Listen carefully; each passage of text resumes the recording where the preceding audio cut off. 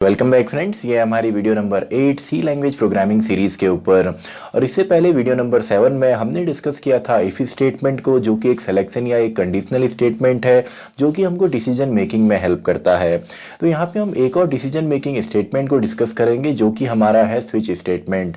तो स्टार्ट करते हैं। पहले इसका कॉन्सेप्ट हम देखते हैं, थ्योरेटिकल पार्ट इसका हम देखते हैं, देन इसी को हम प्रैक्टिकली सिस्टम पे भी करेंगे। तो स्टार्ट करते हैं। यहाँ पर एक और हमारे पास सिलेक्शन स्टेटमेंट है।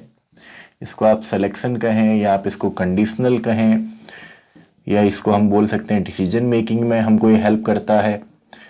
तो यहाँ पे हम डिस्कस करने वाले हैं स्विच स्टेटमेंट को।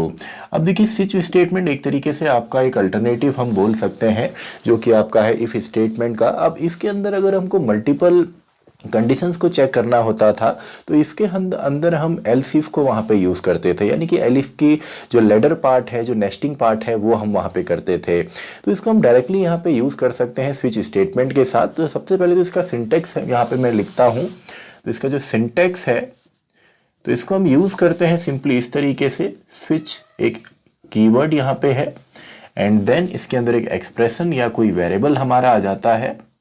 एक्सप्रेशन या कोई वेरिएबल हम यहाँ पे लिखते हैं एंड देन इसी के बेसिस पे अलग अलग केसेस या कंडीशंस यहाँ पे बनती हैं। तो स्विच स्टेटमेंट सारा का सारा इस ब्लॉक के अंदर यहाँ पे आएगा। करली ब्रेसेस हम यहाँ पे यूज़ करते हैं एंड देन हमारे अलग अलग केसेस यहाँ पे बनते हैं और सभी चीज़ लोअर केस में आपने यहाँ पे लिखनी है। अभी इसको हम प्रैक्टिकली भी देखेंगे। तो case and then constant values हमारी यहाँ पे आती हैं। तो कांस्टेंट एंड देन कांस्टेंट के बाद कोलन के बाद आप यहाँ पे कोड लिखते हैं, यानी कि अगर ये वैल्यू ट्रू होती है तो इसके बेसिस पे कौन से स्टेटमेंट्स हमारे यहाँ पे रन होंगे। तो स्टेटमेंट या स्टेटमेंट्स आप यहाँ पे लिख सकते हैं, एक या एक से ज़्यादा, एंड देन सिंपली आपने यहाँ पे ब्रेक करना है। तो ब्रेक भी एक यहाँ पे हमारा एक कीवर्ड है। ब्रेक भी हम यहाँ पे यूज़ करते हैं जो कि ब्रेक करेगा, वरना ये चलता ही रहता है। इसको भी हम प्रैक्टिकली समझेंगे। तो इस तरीके से कितने भी केसेस आप यहाँ पे बना सकते हैं। कांस्टेंट अलग अलग आपके यहाँ पे होते हैं। एक पहला कांस्टेंट है या सेकंड कांस्टेंट यहाँ पे है, देन कोलन, देन स्टेटमेंट्स या एक सिंगल स्टेटमेंट या मल्टीपल स्टेटमेंट्स एंड ब्रेक। तो इस तरीके से कितने भी केसेस आप यहाँ पे बना सकते हैं। एंड फाइनली लास्ट में हम यहाँ पे डिफ़ॉल्ट लिखते हैं। जैसे वहाँ पे हम लास्ट में आपका एल्स पार्ट होता था, यहाँ पे डिफ़ॉल्ट होता है एंड देन इसके स्टेटमेंट्स यहाँ पे आएंगे। तो ये तो इसका एक बेसिक स्ट्रक्चर हो गया। अभी इसको हम एग्जाम्पल से यहाँ पे समझेंगे। तो ये तो इसका बेसिक स्ट्रक्चर है। अब देखिए, जो कॉन्स्टेंट यहाँ पे होते हैं या जो एक्सप्रेशन होता है, इसमें आपकी दो ही वैल्यू ये सपोर्ट करता है। एक तो ये सिंगल कैरेक्टर यहाँ पे सपोर्ट करेगा, सिंगल कैरेक्टर ये यहाँ पे सपोर्ट करता है, और दूसरा ये इंटीजर यहाँ पे सपोर्ट करता है। अब इसके अलावा अगर आप यहाँ पे फ्लोट यूज़ करेंगे या स्ट्रिंग यूज़ करेंगे तो ये सपोर्टेबल नहीं होता है। तो ये गलती आपने नहीं करनी है, केवल दो ही वैल्यूज़ यहाँ पे ये सपोर्ट करेगा। तो मान लीजिए एक सिंपल सा एक प्रोग्राम हम यहाँ पे क्रिएट करते हैं। तो उसमें हम दो नंबर यहाँ पे ले लेते हैं। यूज़र से एक चॉइस हम लेते हैं कि उन दो नंबरों को हमने ऐड करना है, मल्टीप्लाई करना है। तो उसके लिए हम यहाँ पे ऑप्शंस के फॉर्म में देते हैं। तो इस एग्जाम्पल को पहले देख लेते हैं, देन प्रैक्टिकली भी हम देखेंगे। तो सबसे पहले तो हमने इंक्लूड यहाँ पे करनी है अपनी header file, standard input output header file, ताकि printf एंड scanf को हम यूज़ करें।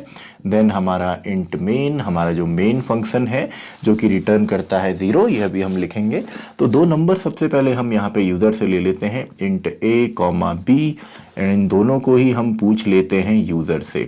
और साथ ही में एक हम यहाँ पे ले लेते हैं चॉइस के लिए भी, कि यूज़र दो नंबर को ऐड करना चाहता है तो क्या है, या मल्टीप्लाई करना चाहता है तो कौन से ऑप्शंस हैं। तो सी में हम चॉइस यहाँ पे ले लेते हैं। तो printf के अंदर हम लिखते हैं enter two number, enter two number. हम दो नंबर यहाँ पे यूज़र से पूछ लेते हैं जो कि हम करेंगे scanf फंक्शन से। तो %d and %t and then $a, $b। तो दो नंबर हमको यहाँ पे मिल गए।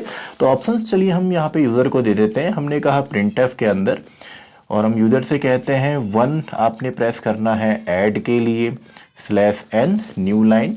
2 आप यहाँ पे प्रेस कीजिए फॉर एग्जांपल सब्ट्रैक्शन के लिए, और हम कह देते हैं कि 3 आप प्रेस कीजिए, चलिए मल्टीप्लिकेशन के लिए, मल्टीप्लाई के लिए। तो 3 ऑप्शन हमने यहाँ पे दिए। एंड साथ ही में हम scanf से यूज़र से चॉइस भी यहाँ पे पूछ लेते हैं। तो डायरेक्टली प्रोग्राम हम यहाँ पे क्रिएट करते हैं। ताकि आपको डायरेक्टली यहाँ पे समझ में आ जाए। तो अब सी जो हमारा वेरिएबल है, ए और बी में तो दो नंबर हमको मिलेंगे जिनको हमने ऐड, सब्ट्रैक्ट या मल्टीप्लाई करना है। सी में हमको यहाँ पे यूज़र से चॉइस मिलने वाली है। तो चॉइस को अब स्विच स्टेटमेंट के अंदर हम कैसे डालते हैं, तो इसके लिए हम यहाँ पे लिखते हैं स्विच, एंड स्विच में हमने यहाँ पे सी को यहाँ पे चेक करना है, सॉरी सी को हम यहाँ पे चेक करेंगे। तो सबसे पहले मान लीजिए केस, पहला जो केस है, अगर यहाँ पे जो ऑप्शन है वो 1 होता है, या यहाँ पे जो सी की वैल्यू है अगर वो 1 होती है, तो हमने यहाँ पे क्या करना है, आप कोड चाहें तो इसके आगे भी लिख सकते हैं। तो हमने सिंपली दो नंबरों को ऐड कर देना है। तो प्रिंटफ के अंदर हम यहाँ पे लिख देते हैं सम इज, जो सम है वो है %d में आएगा और वो आएगा a+b से। सिंपल है। इसके बाद अगर आपने और भी स्टेटमेंट्स लिखने हैं तो और भी स्टेटमेंट्स आप लिख सकते हैं, वरना सिंपली आप यहाँ पे ब्रेक करेंगे। ब्रेक एक स्टेटमेंट है, एक कीवर्ड है। ब्रेक वैसे तो आपका मेनली लूपिंग के साथ यूज़ होता है और स्विच के साथ यूज़ होता है। इसका काम होता है टर्मिनेट करना इन बिटवीन। अगर हमको लूप को टर्मिनेट करना है वो हम नेक्स्ट वीडियो से देखेंगे, लूपिंग का जो कॉन्सेप्ट है, जितने भी लूप्स हमारे सी लैंग्वेज में होते हैं, और यहाँ पे ये इसको ब्रेक करेगा। अगर हम यहाँ पे ब्रेक नहीं करते हैं तो केस 1 के बाद इमीडिएटली जो दूसरा केस है वो भी आपका चलेगा। वहाँ पे भी अगर आपने ब्रेक नहीं लगाया तो जो केस 3rd है वहाँ पे भी चलेगा। यानी कि अगर आप ब्रेक नहीं लगाते हैं तो जब तक हमको नेक्स्ट ब्रेक यहाँ पे नहीं मिलता है तब तक ये प्रोग्राम आपका एग्जीक्यूट होता ही रहेगा, या जितने भी इसके अंदर आपके स्टेटमेंट्स हैं सभी हमारे एग्जीक्यूट होंगे। तो आई होप केस 1 आपको समझ में आया होगा। तो नेक्स्ट है केस 2। तो इसमें भी हम प्रिंटफ में यहाँ पे लिख देते हैं आपका सब्ट्रैक्शन जो है इज %d में आएगा और ये आएगा a-b से। एंड देन इसके बाद चलिए मैं कोड यहाँ पे लिख देता हूँ, again break, and then case 3। अब ये ऑप्शन हमने क्यों दिए, क्योंकि ऑप्शन ऑलरेडी हमने यहाँ पे लिखे हैं कि अगर आप ये वैल्यू डालते हैं तो उसमें ये काम आपका होने वाला है। देन प्रिंटफ के अंदर आपका मल्टीप्लिकेशन %d में एंड a×b। तो स्पेस यहाँ पे आई होप आपको ये समझ में आ गया होगा। तो इस तरीके से अलग अलग केसेस हम बनाते हैं। और अगर आप यहाँ पे फॉर एग्जांपल आप वॉवल्स को अगर चेक करते हैं तो उसके लिए आपको करेक्टर यहाँ पे चाहिए होंगे, तो आप यहाँ पे सिंपली CHAR करेक्टर आप लेंगे, एंड जो भी आप वैल्यू यहाँ पे देने वाले हैं वो आप सिंगल कोट्स में देंगे। फॉर एग्जांपल A है या आपका T है, इस तरीके से जो भी वैल्यू देंगे, क्योंकि करेक्टर है तो सिंगल कोट्स या डबल कोट्स भी आप यहाँ पे इस्तेमाल कर सकते हैं। एंड फाइनली हमारा यहाँ पे आ जाता है डिफ़ॉल्ट, एंड डिफ़ॉल्ट में हम यहाँ पे लिख देते हैं इनवैलिड चॉइस। तो इनवैलिड चॉइस यहाँ पे हो गया। चलिए, तो सिंपल सा है। एंड फाइनली हमारा स्विच स्टेटमेंट बंद होगा एंड रिटर्न 0 भी हम यहाँ से करेंगे। तो केवल इतना ही हमने यहाँ पे देखना है, केवल सिंपल तरीके से हम स्विच को लगा सकते हैं। इसमें अलग अलग कॉन्स्टेंट्स वैल्यू आपकी यहाँ पे बनती हैं, एंड वैल्यू हम यहाँ पे चेक करते हैं। यानी यहाँ पे जो भी वेरिएबल होगा उसकी वैल्यूज़ यहाँ पे चेक होंगी, जो वैल्यू सही है वो चलेगा। ब्रेक अगर आप नहीं लगाते हैं तो पूरा ही चलता रहेगा। इसको अभी हम प्रैक्टिकली देखेंगे। तो आई होप आपको इफ स्टेटमेंट भी आया होगा, आपको यहाँ पे स्विच स्टेटमेंट भी समझ में आया होगा। अब देखिए यहाँ पे एक अल्टरनेटिव भी है जो हमने ऑपरेटर्स में वैसे तो हम डिस्कस कर चुके हैं, जो हमारा टर्नरी या सिंपली कंडीशनल स्टेटमेंट है। तो अगर हम इफ एल्स, अगर हमको चॉइस वहाँ पे देनी है, एक कंडीशन चेक करनी है और हम चाहते हैं एक सिंगल लाइन में काम हो जाए, तो उसके लिए हम यूज़ करते हैं आपका टर्नरी या कंडीशनल स्टेटमेंट को। तो इसका तरीका क्या है, देखिए इसमें हमने पहले भी पढ़ा था कि इसमें क्वेश्चन मार्क यहाँ पे आता है, यानी कि एक कंडीशन आती है। अगर ये कंडीशन सही है तो पहला एक्सप्रेशन सॉल्व होता है, वरना दूसरा एक्सप्रेशन सॉल्व होता है या वैल्यू हमको मिलती है। अब इसको हम कैसे करेंगे, मान लीजिए हमको 2 नंबर हमने यूजर से लिए और दोनों में बड़ा कौन है ये हमें चेक करना है। तो इसके लिए हम सिंपली ये कर सकते हैं, मान लीजिए A = 10 है एंड B = 20 हमारे पास है, और एक C नाम का भी हमने यहाँ पे वेरिएबल ले लिया। तो इसमें मान लीजिए C के अंदर हम डायरेक्टली ये कर सकते हैं कि A जो है अगर ग्रेटर देन है B से क्वेश्चन मार्क, तो ये कंडीशन हो गई। वैसे ऑलरेडी हम ये डिस्कस कर चुके हैं, लेकिन अब ये टॉपिक हमारा पूरा इसी से रिलेटेड है तो इसको भी हम डिस्कस करते हैं। A अगर ग्रेटर देन होता है B से, तो हम यहाँ पे चाहते हैं कि A यहाँ पे आपका C के अंदर असाइन हो जाए, अगर A यहाँ पे आपका बड़ा है, वरना अगर A नहीं है तो B आपका असाइन हो जाए।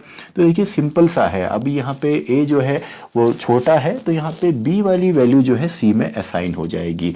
तो ये आप अगर इफ एल्स आप यूज़ नहीं करना चाहते हैं तो शॉर्ट हैंड तरीके से आप इसको भी यहाँ पे यूज़ कर सकते हैं, जो कि आपका क्या है, कंडीशनल या टर्नरी ऑपरेटर है। इसको ऑलरेडी हम डिस्कस कर चुके थे। तो आई होप आपको if statement and switch statement यहाँ पे आया होगा।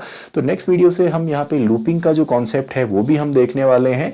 एंड जैसे ही हमारे सभी बेसिक्स कॉन्सेप्ट यहाँ पे क्लियर होते हैं, देन हम यहाँ पे कंप्लीटली प्रोग्रामिंग करेंगे। तो आई होप आपको ये आया होगा। स्क्रीनशॉट आप इसका ले सकते हैं नोट्स के लिए। एंड देन इसी को हम यहाँ पे प्रैक्टिकली सिस्टम पे भी देखने वाले हैं। तो आई होप आपने इसका स्क्रीनशॉट ले लिया होगा। तो इन्हीं कॉन्सेप्ट को अब हम यहाँ पे सिस्टम पे प्रैक्टिकली भी देखते हैं। तो अब देखिए, थ्योरेटिकली कॉन्सेप्ट हमने यहाँ पे समझा स्विच स्टेटमेंट का, तो इसको अब हम यहाँ पे प्रैक्टिकली भी करते हैं। तो स्टार्ट करते हैं। सबसे पहले इंक्लूड हम करेंगे यहाँ पे अपनी standard input output header file को। देन हमारा आ जाता है यहाँ पे इंट मेन, जो कि मेन फंक्शन है। एंड देन इसके अंदर हम यहाँ पे रिटर्न भी कर देते हैं। चलिए, पूरा जो स्ट्रक्चर है पहले वो हम लिख देते हैं। तो यहाँ पे देखिए, स्विच स्टेटमेंट में जो एग्जांपल हमने लिया था उसी को हम यहाँ पे करते हैं। तो इंट a, b, c, 3 हमने यहाँ पे वेरिएबल ले लिए। एंड यहाँ पे हम यूज़र से दोनों नंबरों को पूछ लेते हैं। तो एंटर 2 नंबर्स, 2 नंबर्स हमको यहाँ पे यूज़र से लेने हैं। तो इसको हम यहाँ पे करेंगे आपका scanf फंक्शन की मदद से। तो scanf %d पहला नंबर एंड %d इसमें दूसरा नंबर आपका आएगा। देन %a एंड %b, यानी कि दोनों वैल्यूज़ हमें यहाँ पे मिल जाएंगी। एंड देन हम यूज़र को यहाँ पे थोड़े से ऑप्शन देते हैं। हमने यूज़र से कहा 1 आपने प्रेस करना है एडिशन के लिए, ऐड आप करेंगे। देन न्यू लाइन में हम यहाँ पे ऑप्शन दे देते हैं 2 प्रेस करना है आपका यहाँ पे सब्ट्रैक्शन के लिए। एंड 3 हम यूज़र से यहाँ पे ले लेते हैं आपका मल्टीप्लिकेशन के लिए। आप ऐसे मल्टीपल ऑप्शंस और बना सकते हैं, मल्टीप्लाई। तो यहाँ पे यूज़र से हमने ऑप्शंस यहाँ पे पूछे हैं कि यूज़र इसमें क्या करना चाहता है। देन %d एंड आपका आ जाता है %c, यानी कि यूज़र से हमने ऑप्शन यहाँ पे पूछा। तो यहाँ पे सिंपल सा है। सबसे पहले हम स्विच स्टेटमेंट यहाँ पे लिखते हैं। तो स्विच के अंदर हमने चेक करना है c की वजह, c जो वेरिएबल है इसकी मदद से। तो यहाँ पे हम सबसे पहले केस अपना बनाते हैं कि केस 1, यानी कि अगर वैल्यू यहाँ पे 1 होती है तो सिंपली हम यहाँ पे printf के अंदर लिख देते हैं सम इज़, जो सम है वो %d में आ जाए। एंड सम आएगा कैसे, वो आएगा a + b से। तो सिंपल है। अब यहाँ पे देखिए, हमने ब्रेक स्टेटमेंट लगाना यहाँ पे नहीं भूलना है। ये एक इनबिल्ट स्टेटमेंट है या एक कीवर्ड हमारा है। केस 2, अगर यूज़र यहाँ पे सेकंड ऑप्शन सेलेक्ट करता है तो printf में हमने यहाँ पे लिख देना है सब्ट्रैक्शन जो है is, subtraction is %d and a - b हम यहाँ पे लिख देंगे। And then break. And finally case 3, अभी हमारे पास 3 ही केस हमने यहाँ पे बनाए हैं। तो केस 3, और इसमें हम यहाँ पे लिख देते हैं printf के अंदर मल्टीप्लिकेशन इज़ जो है वो %d में आएगा, और ये आएगा आपका a × b से। एंड देन आप यहाँ पे ब्रेक करेंगे। एंड फाइनली यहाँ पे डिफ़ॉल्ट केस, यानी कि इनमें से अगर कोई भी वैल्यू यूज़र सेलेक्ट नहीं करता है तो उसके लिए हम यहाँ पे लिख देते हैं इनवैलिड चॉइस। तो सिंपल सा है। अब यहाँ पे ब्रेक लगाने की कोई ज़रूरत हमको नहीं है, क्योंकि आखिरी स्टेटमेंट है, इसके बाद कुछ हमारा चलेगा भी नहीं। तो चलिए, इसको हम सीधा एग्जीक्यूट अब यहाँ पे करते हैं। तो देखिए, इंटर 2 नंबर्स, तो मान लीजिए हमने 12 यहाँ पे ले लिया एंड 8 यहाँ पे ले लिया। तो देखिए, यहाँ पे 3 ऑप्शन हमको यहाँ पे मिल रहे हैं, ऐड, सब्ट्रैक्ट एंड मल्टीप्लाई का। तो मान लीजिए हम 2 यहाँ पे सेलेक्ट करते हैं। तो 2 में देखिए सब्ट्रैक्शन 12 - 8 आपका 4 यहाँ पे आया है। तो सिंपल सा है, इस तरीके से आप यहाँ पे चला सकते हैं।